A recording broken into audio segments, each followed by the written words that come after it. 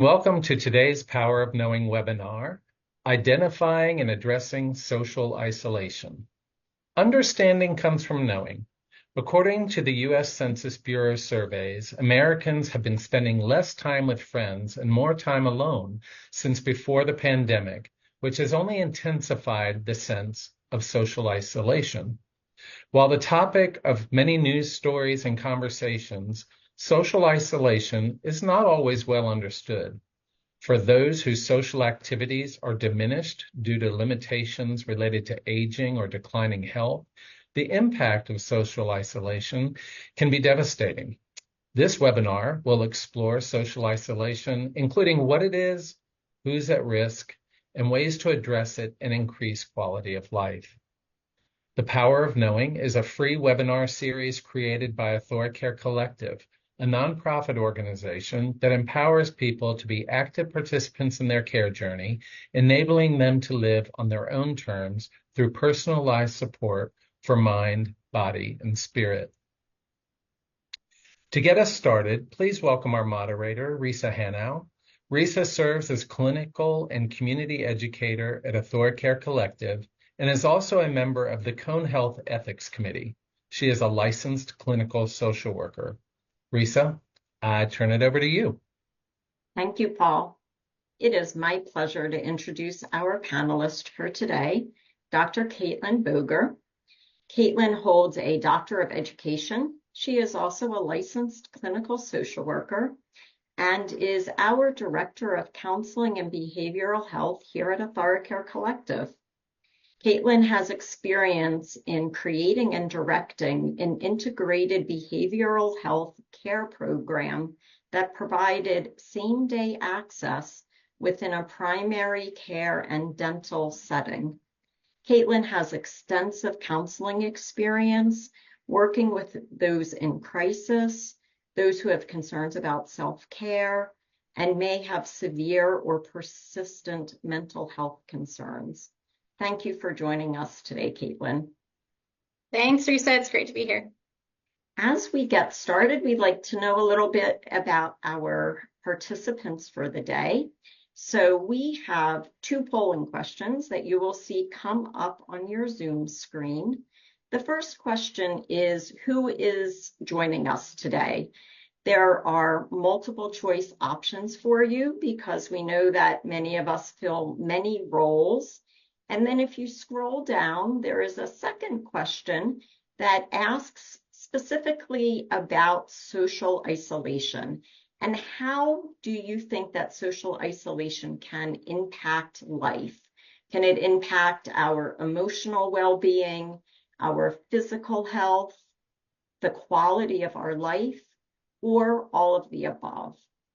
So I appreciate everyone taking a moment and participating and taking a look at who is joining us. And we have a really wonderful mix of caregivers and advocates, many healthcare professionals, spiritual care guides, and human service professionals, and also some identified patients.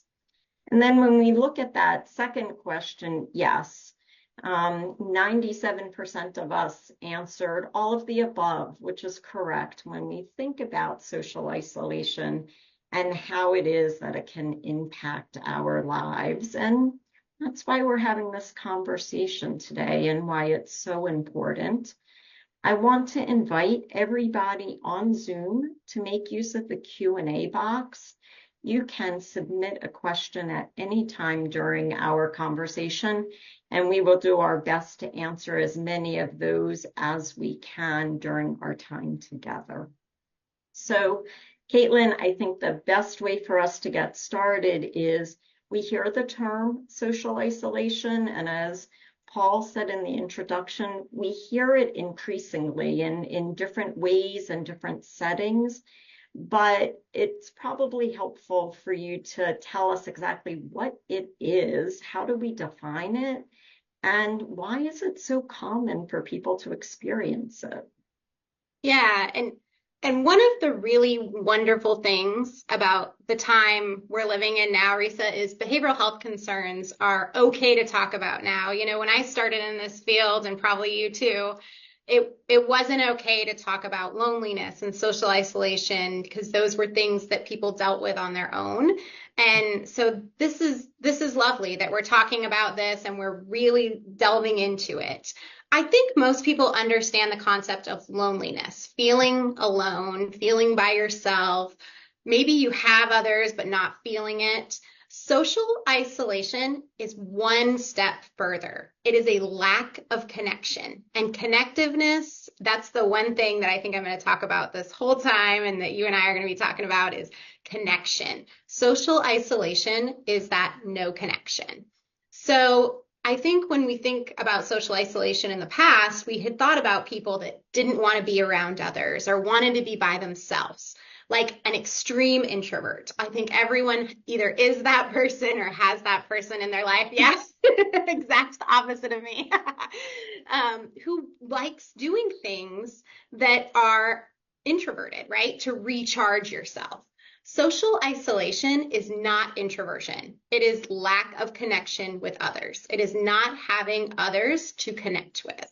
So I think that's a big mind shift that we need to make from thinking these are people that like to watch TV by themselves. These are people that like to read a book in their home by themselves, as opposed to these are people that are not connecting and are having a really hard time. And loneliness, which is something I think we've all experienced, is steps that happen before. And that's one of the things I want to think about too, is making sure we're preparing ourselves and looking at ourselves and looking at others and saying like, oh, I see some signs here of how we could get too far down the road. Okay, so it can be a process.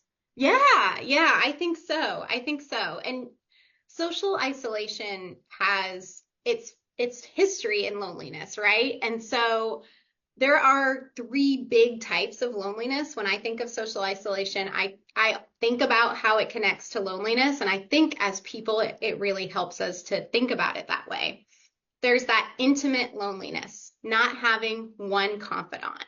A lot of people, it's their spouse, it might be their sister. Sometimes it's a really close best friend. I grew up during Grey's Anatomy's time, you know, that was really popular in college and still popular now. And I think about that, you're my person, like it's your intimate person. So that's one type of loneliness that we could experience. And then there's relational loneliness, friends, people that we go to dinner with regularly. Hey, are you going to the baseball game? Me too. Let's sit together. This is usually for most people a couple of people. And then there's collective loneliness. So that is not feeling an identity with a common group. So for a lot of people, that might be church, that could be coworkers, that could be the community you live in. And what happens with social isolation is you start losing those types of people in your life. And sometimes it happens slowly. And then when we lose all three, it becomes really isolating. So that's something that can be really hard too, is if you have only one of those things, if you only have friends and you don't have that intimate confidant and you don't feel connected with your community, it puts a lot of stress on that one group too. So that's something that we have to look out for as people with each other and in ourselves.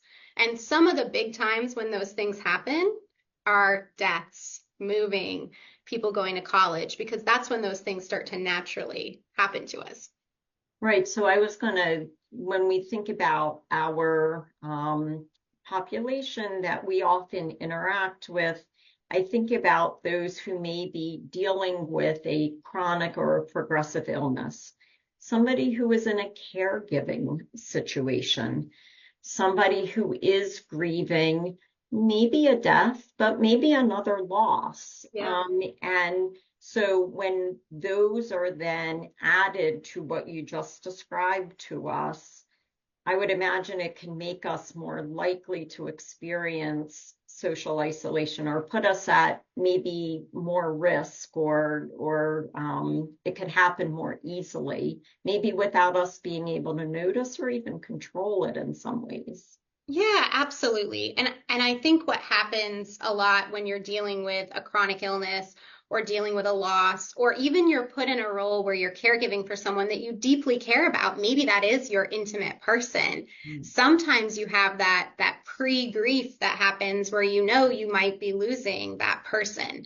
The other thing that happens too is you have that guilt when you're a caregiver of leaving that person alone. So sometimes your other relations, that relational part and that collective part, can really suffer too when you're taking care of that one person that you really care for, or one of a couple people that you really care for. And we know that things that make us at risk for loneliness and social isolation are things like living alone, not being able to leave our houses, being a caregiver, having a major change, a death, a move, a retirement can be a major change. I don't think we think about how much time we spend at work and amongst our people, but that could be our collective group.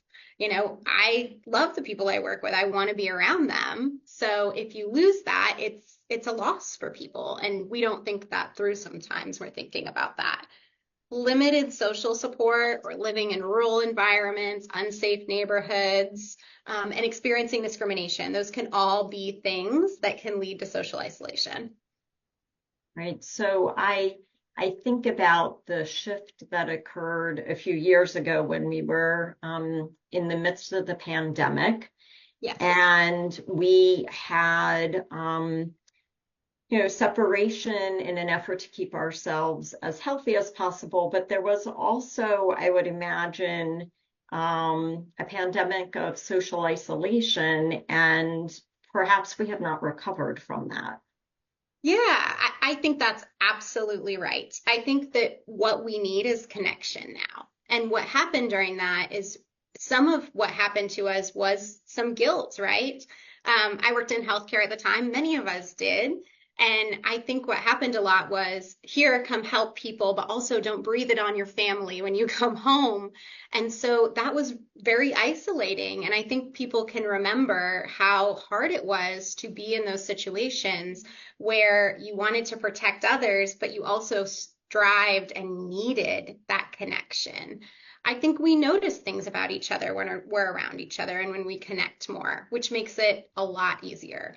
You know, if you experience something, grief, loss, it can be really hard to learn how to adjust to that. And that's what we all experienced during the pandemic, for sure. So we started with a polling question talking about how social isolation really, I often, in all honesty, thought about social isolation sort of as a one component, but really just looking at that polling question, recognizing the fact that it can impact us emotionally, and it can impact us physically, and it can impact us, our entire quality of our lives. And maybe talk some about those particular areas, how we may suffer the effects of social isolation. Sure. I think that there are some serious health risks that come with social isolation. And it's hard sometimes to conceptualize these because we think of loneliness and again, the extreme, the social isolation, as a choice, which it really isn't. Again, it's just that lack of connection. And so things that can go along with that are dementia, heart disease, risks of stroke, death by suicide. And just being lonely or being socially isolated makes you more at risk to go to the hospital and more at risk to visit the ER. And again, I think it's really hard to conceptualize that. And so when I was thinking about it, preparing for this, I was thinking about, I have a mole on my leg, Risa, and I have a friend who will frequently look at it and be like, has that grown? Is it any different?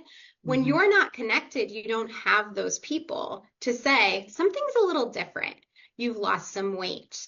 You look different. You seem to be sad. So the reflections that we have of ourselves, our brains are tricky beasts. They're not always accurate. And so having that friend say to me, oh yeah, okay, I'm looking at that and it does look exactly the same. She's worried about it because she cares. And we worry about people as people. And so when that doesn't happen, when we're socially isolated, it's going to lead to us not getting the care that we need when we need it. Right. So physically, certainly, I can see that impact of others aren't looking out for us. We might not feel comfortable sharing. We might not have the, I don't know, get up and go to seek Right. assistance. And it seems like it's a cycle that takes on. So when I think about that emotionally, what that impact is for us and where that leaves us in terms of the quality of our life in on that day to day or even hour to hour basis. Yeah, absolutely. And I think even sleep is disrupted. So when you think about, you're right, about that quality of life, I think we often think about, sleep is one of those things where if you don't sleep well, you can make it up and sleep the next day. Of course, that's true when you're sick. But when you're socially isolated and it's a constant thing where you're waking up more in the night, you're having more trouble staying asleep and getting to sleep. And that's why we need to ask questions when we're having those problems and see, is this connection that we're missing? Is this something medical? What is it? Because when you don't have that restorative sleep, you start really damaging your body and your brain. I think many people can think of either a mom they know that has a newborn, or I remember when I had a newborn, it wasn't great. It wasn't great. And if that's happening constantly, not just in that time when you have the newborn or you have a sick kid or you're dealing with a sick significant other or something going on, that's an issue. And that's something that we need to look at. And I think now that we're starting to look at behavioral health issues and feelings more, it helps us understand we have to do something about connecting with others and connecting with our community, or it will have a negative impact on our health. I truly do believe that. So somebody has put a question, and I think it fits very well with our conversation. And it says, why is it so difficult to find a social worker or a therapist to provide therapy for depression, anxiety in our homes or maybe anywhere? Yeah. It seems that depression has been caused by social isolation, and the social isolation due to the pandemic, that then also we've had death of friends, and which also loss of interest in activities that were once enjoyed. I mean, there's a lot in that question, and it's so true. Maybe thinking about the issue of availability of counseling. Also, when do we get to the point of depression in addition to that social isolation? And Yeah. You know what's so interesting about that, and I definitely want to validate, depression and connection are really connected. There was actually this really big study at Harvard that looked at what are the factors that make people depressed. And by far, the most powerful protective factor for people that were not feeling depressed was connection. And by far, people that were missing something that were feeling depressed, it again was connection. And so that is really hard when you're feeling down and you're not connected. You don't have those people to be a better mirror for you, because we talk to ourselves like we're our worst enemy. We don't talk to ourselves like we're our best friends. We just don't. Nobody does. I'd love to meet that person that does, and I'd love to be that person, but we don't.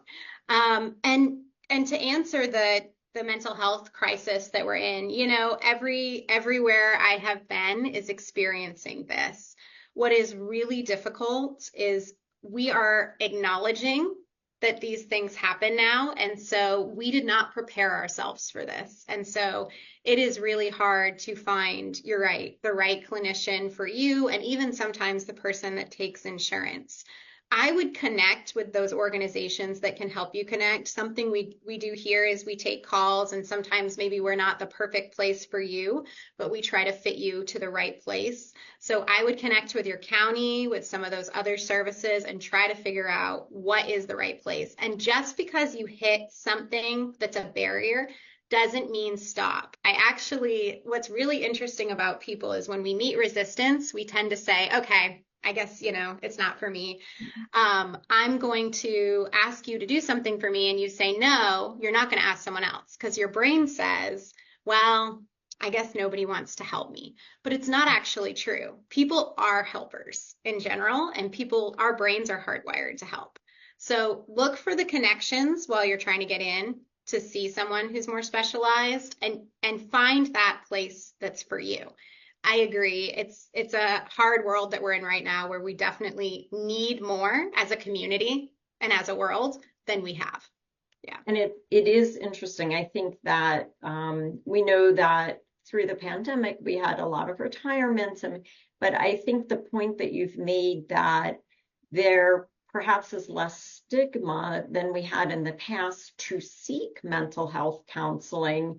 And so that is a positive, right? We should Right. seek assistance. And yet, when we get to that point, we can be challenged. And we will be sending an email after the webinar with some resources. And I also think about maybe our primary care providers, maybe having some ideas. I think for those who are still in the workforce, oftentimes there's an employee assistance program, or if we have our insurance, to be able to contact them and see what providers, understanding not every provider then is accepting new clients. Right. Yeah. And I also want to circle back. You mentioned one of those things that put us at risk is our lived experience. Yeah. And you mentioned discrimination and maybe being a member of a community that is not, experiencing equity. Yeah. And those that are in those situations. Can you speak a little bit more to that? Because I think that impacts so many people. Yeah, and that gets at that collectiveness that I'm talking about when I was talking about those three groups, is if we don't feel a part of something. So that's community. If we don't have those people that understand what we've been through, maybe they don't have to have experienced it completely, but understand what we've been through, that can make us feel really lonely because we don't feel a part of the collective group. And so when we see people move to a new place and they don't quite fit in, or they're not sure, or maybe they're a different religion, or they have a different upbringing or a different background. We saw it a lot with people when they immigrated. I lived in a community that had many immigrants from foreign countries, and you felt it because people just didn't feel collective. And so you have to really look for that connection and try to make it. Who can you connect with, and how can you be a part of that collective belonging? Because those people are there, and it can be really hard to find. Again, our brains are really tricky. I think about myself, and the way that we think about things is so different, right? Because when someone's thinking about how many friends is a normal amount of friends to have, I'm not comparing myself to you, Risa, and I'm not comparing myself to some of my colleagues out here. Do you know who I'm comparing myself in my head to? Is Taylor Swift. Why? That doesn't make any sense, right? Taylor Swift has tons of friends. She can go to the Super Bowl. They can all go to her concert. I see her on TV. But that's what we do as people. We're not comparing ourselves to people that are actually similar to a late 30-somethings lady with 4 kids. So what you need to do is give yourself that grace. And sometimes you have to self-talk yourself through that stuff. Yes, I moved to a new community. Not everyone looks like me, and not everyone feels like me. Who can I connect with? Who can I feel that emotional connection with? And trying. Again, we're hardwired to be helpers. It's a really interesting thing. I think about, I went to the beach recently, and I wanted someone to take a photo of me and my family. And so I asked someone, and, this is a novel idea for some people because they're like, oh gosh, you're asking strangers questions. And they were more than happy to take it. But most of us will think, oh gosh, I don't even want to ask someone in Target where something is in the store. Yeah. People want to help you. And so we trick ourselves into thinking that we are imposing, that we are pushing ourselves on others when they don't want it.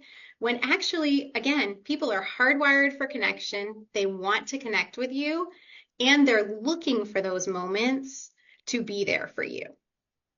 And I also suspect, and maybe it's me, but I suspect it's not just me, that it is the negative experiences that stand out in our mind. It is the time that I have said, Caitlin, do you want to have lunch? And you don't respond. It is the sense that you are looking down upon me because of the color of my skin, because of my faith, because of some difference about me. And I would have to believe that our brains are also sometimes hardwired to focus on that negative. And if we're already feeling isolated, to be motivated to trust that I can ask the next person and might get a different answer.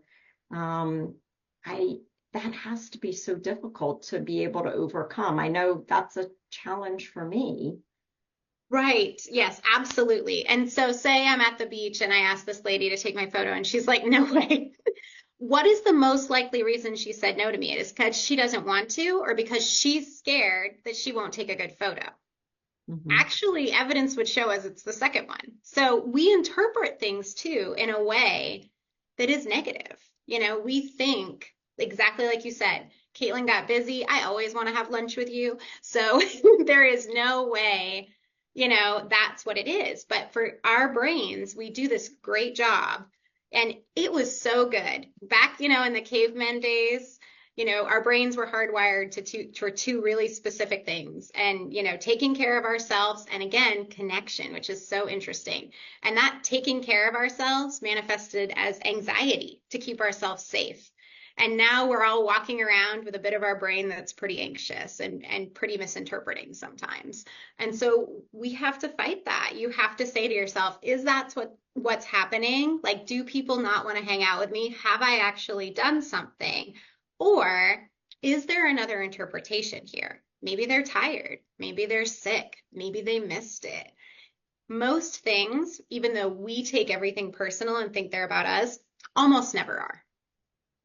So it is hard to think that it's not about me because of course it feels that it is. But we also know that when we are socially isolated, sometimes it happens without us noticing it. So we are the caregiver, and let's say a caregiver for somebody with dementia, and that person is less able to be alone, less able to do for themselves. And so I can't go to faith service. I can't go to book club. I can't do these things. I might not have the financial ability to hire a caregiver in.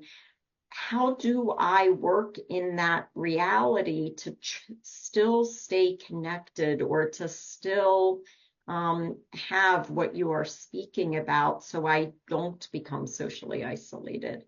Yeah. And again, some of it is pushing ourselves to be in a place that feels uncomfortable, and it's that vulnerability, because we can all imagine exactly what you're talking about. I bet everybody on this webinar today was imagining that situation, either a friend that they knew about, themselves.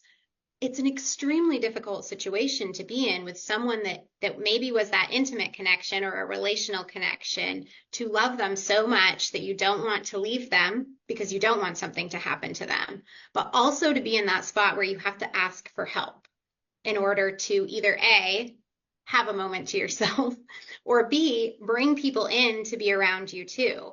And that's that being vulnerable piece that's really hard for us too. Again, probably the time you best connected with someone, when I think about times when I had amazing connections with friends or family, it was when they were telling me something really vulnerable about themselves. I'm getting divorced and I'm feeling really awful about it, and I'm very sad. Or I had this horrible thing happen to me yesterday and I got told I wasn't doing a good job at work. And now I'm wondering, maybe I'm not a good employee. What do you think? Really vulnerable things about ourselves connect us to others. And saying things like that, I'm caregiving for my dad. He has dementia. I really want to go to book club. Is there anything we can do so we can still go to book club? Could you guys meet with me on Tuesday night instead? Because I'm able to have my brother come over and watch my dad that night, and I can go on Tuesday. People want to help, so they're most likely going to say yes. We don't want to ask. I think asking is difficult, and it also speaks to seeing somebody. You made the comment earlier about, if I notice somebody has a mole on their leg, but I also wonder how we can be good, not just good friends, but good connectors so that we are able to make those offers. And I know oftentimes people out of the best intention will say, let me know if there's anything I can do. And I've often learned that that specific offer or giving somebody a choice, would it be helpful if we moved book club night or we brought book club to your house? Or I wonder how we can be good helpers to try to help stave off that social isolation for those that we might care about or we observe might be moving in that direction. Yeah, and I think it's asking questions in really trauma-informed ways. So we know that things are happening to people all the time. So sometimes when we see something going on with someone, so someone is late for work and we're the boss and we see it and we're like, they just don't care. They don't care that the store couldn't open up on time or this person was waiting for them. But actually what likely happened is something different, right? We've all been late for work and it's, the traffic was busy or the dog got out or something happened. And so it's asking those questions about what's happening in a non-judgmental way.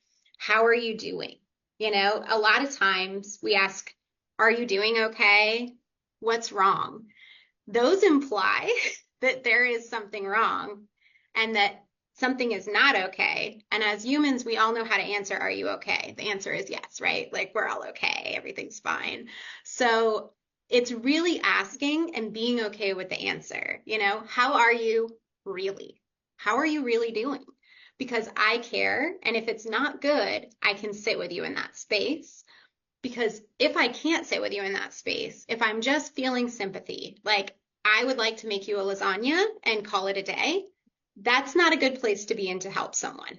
And while it's lovely to feel sympathetic, right? It's a good thing for us and it's nice that you care in that way. It's not helpful, like you said. When your father dies, when something happens, you don't want people to say, what can I do for you? Even though you may deeply mean it, right? You may be willing to take on any task they ask you to give. You want to be present in that space with people. And I think when we think of those times when we're really struggling, feeling lonely, feeling socially isolated, experiencing the death of a loved one, the people that helped us the most sat with us.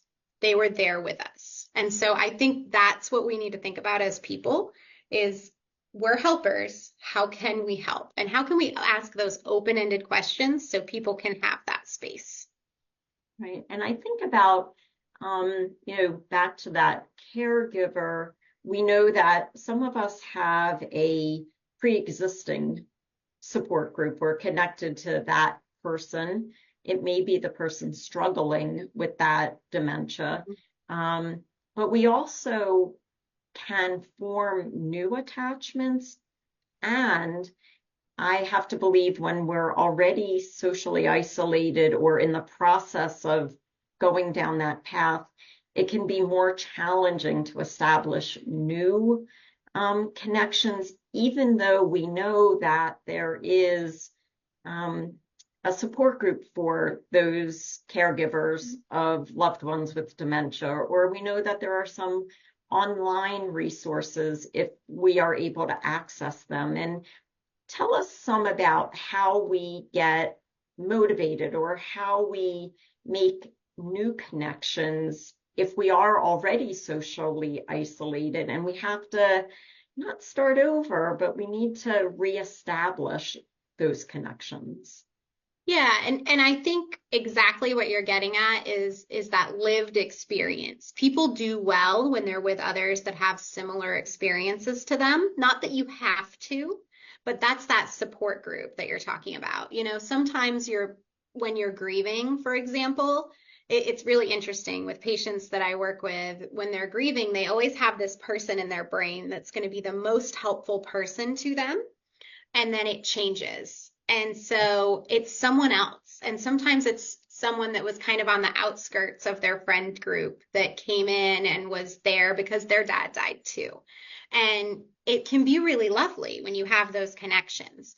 But when you don't have those connections, or maybe they were there and they've kind of dissipated, what you want to do is look for things that you're interested in, that you have that lived experience in, like you're saying, join a group. That collective belonging can get you really far to making relationships too. So it's putting yourself out there. It's thinking through, what are things that make me me? What are things that I value? So for some people, it may be, one of the things I like the most is talking to my friends about what's important to me. Finding a group that has those same values, and it may be something simple, exactly like you said, might be book club, right? Here we are, we all love these crazy romance books. We're all getting together and talking about them. Perfect. Whatever it is that gets you that connection to others is so important. And again, like you said, there's a very courageous part to being vulnerable and saying, I don't have tons of friends, right? But what we don't realize is it happens to everyone. It's estimated that every 7 years, your friend group halves and turns right over. So if you think of the people that are most important in your life right now, were they all there 7 years ago? Probably not. So it's really interesting because a lot of people think everyone has all these amazing friends. It's that Taylor Swift theory, right? She's going to love that I've got this comparison. I think I should be like that because I see it on TV, but it's not what the average person is like. And so I'm thinking about those who are aging. Yeah. When you say the friend group halves by 7, I mean, I think about so many people who, as they age, they're not losing their friends because they've lost the community because they moved away, or perhaps they changed jobs, but because these friends are dying, right. And so they are no longer available, and the friend group feels limited. And then I may have some physical limitations on top of that. So how do I, regrow that group that I have lost? Yeah, and that's a big part of grieving is taking space for a person that we've lost and then adding in a new person. It doesn't replace this person that we've lost, but that adding in is so important because we can't, like you said, we can't lose connections or we start to kind of get down that loneliness path. And you're right, as we age, it may feel like there's less and less connections. And so we may need to broaden our social group. I sometimes when I work with people, they'll be like, well, I can't hang out with people that are 15 years younger than me. Why not? And maybe it's funny because I think maybe 10 years ago, I would have said the same thing. I don't want to hang out with people 10 years younger than me. They have no idea what's going on in my life or their life. We're so dissimilar. That's not really true. You don't have to have complete similarities to have connectiveness. And that's what's really important is finding people to connect with. So again, yeah, if you have limited mobility, what is it that you can ask of another person? And maybe it's a child that you have or a friend or a neighbor could come over and sit on the porch and have tea. It's again, really surprising how many people are seeking connection. And if you ask that neighbor, hey, I really enjoy talking to you outside. Do you think you'd like to come over and sit on the porch and have a cup of tea with me? They may say no, but again, our brains are really hardwired to be helpers. I really would venture that they're going to say yes to you. Or they may say, not now, I have to do this thing. Can I come over another time? Right. So it takes us being really vulnerable to look for those people in our lives, and that's what I try to help people see is look for helpers. They're there always. They're there. So we have a question, and Yeah. this makes me think about that connectedness and what it looks like and what it feels like. So the question is, what about when your only friends are distant and only available on the phone? And the physical component, the intimacy of sitting across from the table or sitting on the porch drinking tea, how or can we have that level of intimacy, have that sense of connection if it is on the phone, without the actual physical presence? Can we still cultivate that, or how do we cultivate that? Yeah, and I think somewhat we all became experts during the pandemic, right? Like where we learned, this isn't going to end and for a while and we're going to have to do that. But absolutely, if your friends live far away, maybe you can get together sometimes, like in person, but for the most part, you're talking on the phone.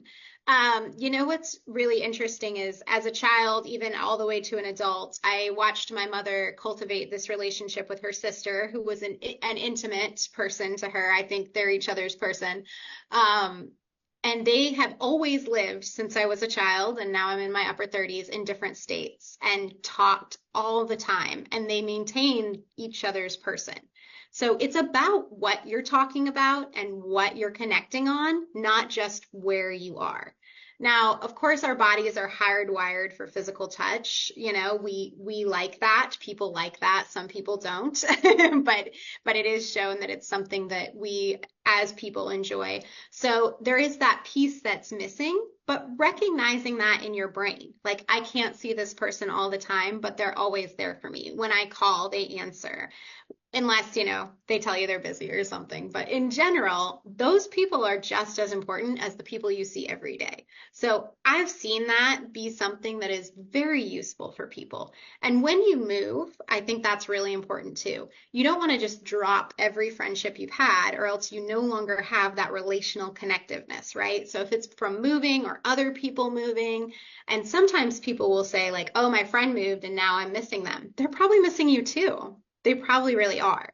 So keeping those connections to have that relational connectiveness is really important, even if you're not in the same state or the same country.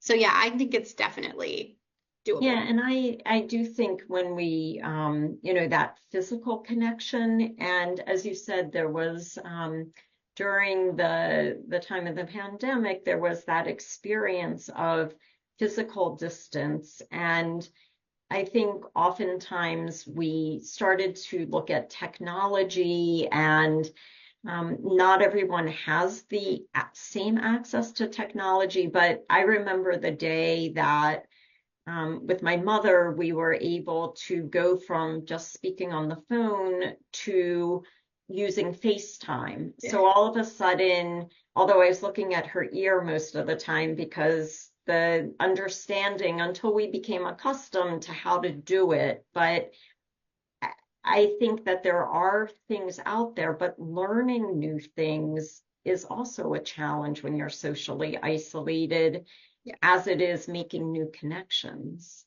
Yeah. Yeah, and I think it gets back to that, those asking for help. There's a part of our brain that when we ask for permission, it keys into, I agreed to this. So, I use that sometimes with my kids, right? Like, could you do the dishes for me? And then they say yes. There's a part of their brain that keys in, and it's not just kids, it's adults too, that keys into, I agreed to this. And so when we ask people for things, their brain wants, again, to help. And so they're going to want to help us. So there's that piece of connection that can really help you if you struggle with technology, if you struggle with those things, because there are a lot of people that can help with those things. And I also know just from working with patients that a lot of libraries have these things set up because they know the world has changed and has moved to Zoom. And I probably need to go to the library myself and learn how to use Zoom. Risa will tell you. But in general, it's really great because you can go and talk to a person and say like, hey, I really want to talk to my grandchild that lives 2 states away. How do I use this software? And maybe even if it's not their job, they will explain it to you. So it's a lovely world that we live in, where people do want to help each other.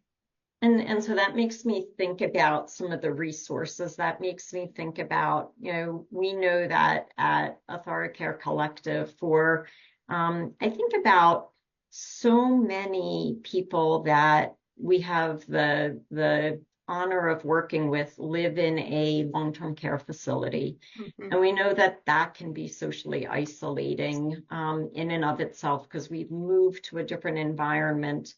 But we know that sometimes our palliative care program or maybe our hospice program is providing services. But in addition, we try to do some linkage. And I think about those resources that are out there that not everybody knows about and we'll be sharing in our follow-up email. But maybe talk to us about some resources or, the library, I think is a wonderful thing. It feels safe for many of us if we have the ability to get there. And I can see for some that can be a limitation, but talk to us about using resources to help us get connected. Yeah, and I think some of those resources are pretty easy to get to. There's a lot of aging resources. There's agencies on aging in the Piedmont as well as Burlington and other cities. If you're not local to here, looking that up, looking for senior resource area agencies on aging. Those are keywords that can help you get connected. There's also the Department of Health and Human Services for North Carolina, which also can connect people to lots of things. And then there's a lot of different really cool, podcast is kind of something that I've rather enjoy, but there's lots of really cool podcasts that teach us about the way our brain works and helps remind us, that we are hardwired to connect to each other. But also, like I said, sometimes our brain can be our worst enemy. The way our brain worked to protect us way back when isn't working so hot anymore. So we have to tell ourselves that sometimes. And I think sometimes you're your own best resource too. Sometimes you have to take a minute, have some self-compassion and say to yourself, okay, I tried to talk to a person and make a friend and it didn't go great. They didn't want to go to lunch with me. I have evidence that people have liked going to lunch with me in the past, and I'm going to ask someone else. Having those moments of self-reflection and compassion are really important too, because if we stay stuck in one person said no, it's going to be really hard to continue to connect with others, especially in the world we lived in. Like you said, some of the wonderful things about people living far away from us and being able to call them easily on the phone, to FaceTime them, to Zoom, have also made our world really hard. Because when we used to live in small groups and small communities, now we live in big groups and we don't look at each other on the street. So that does make connection very difficult when you're not connected. And I think about those who may be members of disenfranchised groups, those who may not have an affinity group. And I think about if that is a way to help us either strengthen or reestablish connection, is think about what gives my life meaning. And if it's faith, can I seek out a faith community? If it is another affinity group, or it is a group from, my country of origin, and we know we just started Ramadan, and is there a way for me to connect with others? And it takes energy to do that. Yes. Yeah. And it's that being vulnerable with yourself and looking into it. And maybe it's making steps, you know. Sometimes when we've been so socially isolated for a long time or so lonely for a long time, it's hard for us to even think about like what would be the first step to getting back connected with my community, you know, and it seems so overwhelming. So if you're thinking about getting back in with your faith community, for example, you know, it's kind of like, oh my gosh, there's so many different organizations that I could go to for this. Where do I even start? So it's breaking those tasks down into steps. You know, it may be today, the one task that you're going to do to help connect yourself together again is make a list of places you could go. And then the next day, we're going to look at the list and pick one and go tomorrow.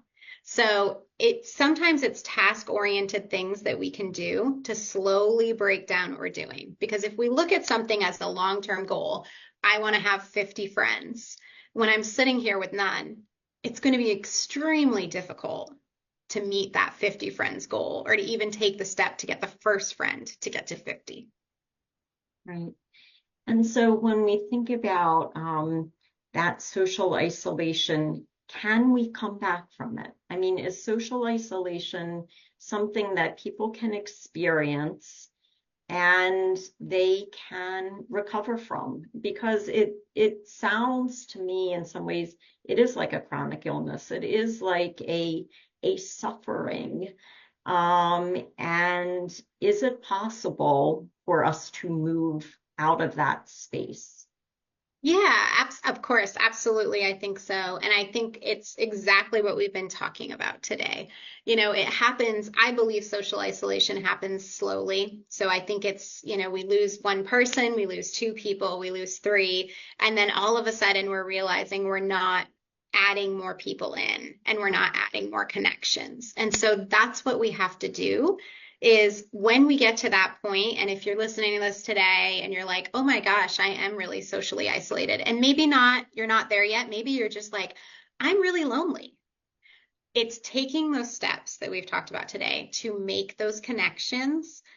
And it's not the kind of thing, you know, we talk a lot about chronic illness where when something happens to us, it can't get better. That's the lovely thing about connection. It gets better when you connect with people.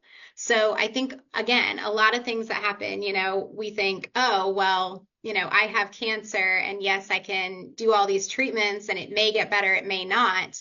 I know that if you're not connected and you do things to make connection, you will feel better. So give us an example. Somebody has just typed in, you know, what about the elderly who can't go anywhere? I literally am homebound. Yeah. And I am socially isolated. And what is it in a very concrete way? I know breaking it into steps is, as you said, often helpful, but realistically, what is it that, and I'm sure it speaks to many of us on this webinar today that may find themselves homebound. Yeah, absolutely.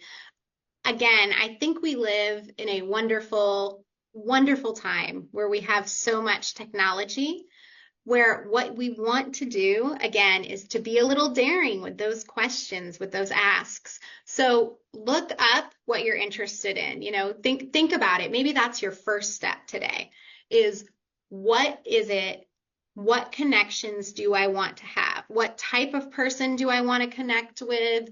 Is it around one of my values? Is it around one of my interests? And look into those things and reach out. You know, if it's an organization, reach out to them and say, I'm homebound. I know it's a vulnerable thing to do, but again, look for the helpers. People will want to help you.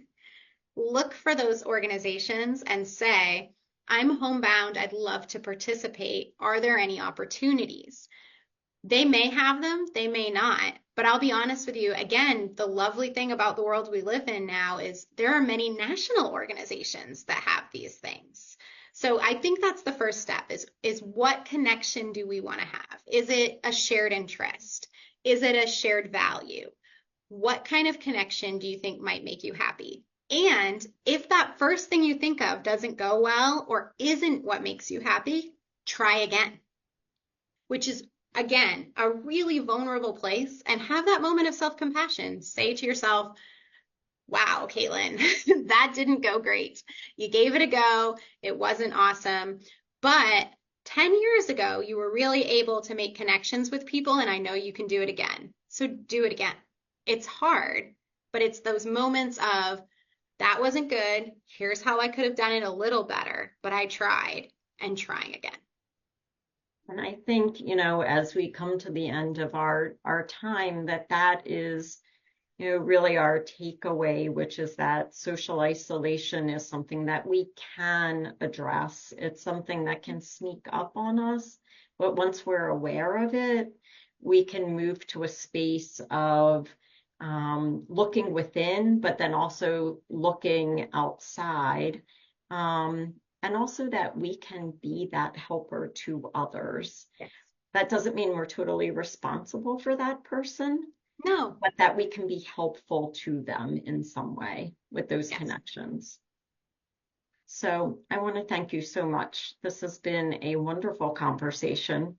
Thank you for your time and your expertise, and more so what you do every day when you're seeing those clients that are coming to you that are struggling with some of these issues. So thank you, Caitlin, for being with us. I also want to thank our participants for the questions and for the attention. We appreciate it. We will be sending an email out tomorrow for everyone that registered on Zoom, and it will have not only access to this recording, if you want to watch it again, share it with others, and it will have a listing of some resources that you can make use of. If you don't have access to technology, perhaps there is somebody that can assist you with that.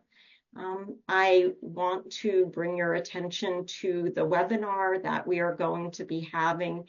April has National Healthcare Decision Day, and so we are going to, on Thursday, April 11th, have Dr. Elizabeth Golding, who is the medical director at Cone Health of the Palliative Care Service, join us for a conversation on advanced care planning, how to share what gives your life meaning. So I hope that many will register and join us for that conversation. And also to let everyone know, as we move into the spring, we're going to be having a series on caregiver issues.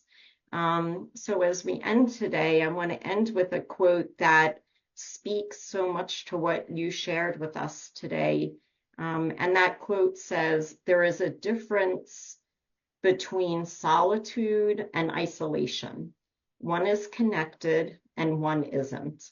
Solitude replenishes, isolation diminishes." And Henry Cloud said that. So thank you for joining us, and we look forward to our webinar in April and having many of you join us as well. Thank you and have a good day.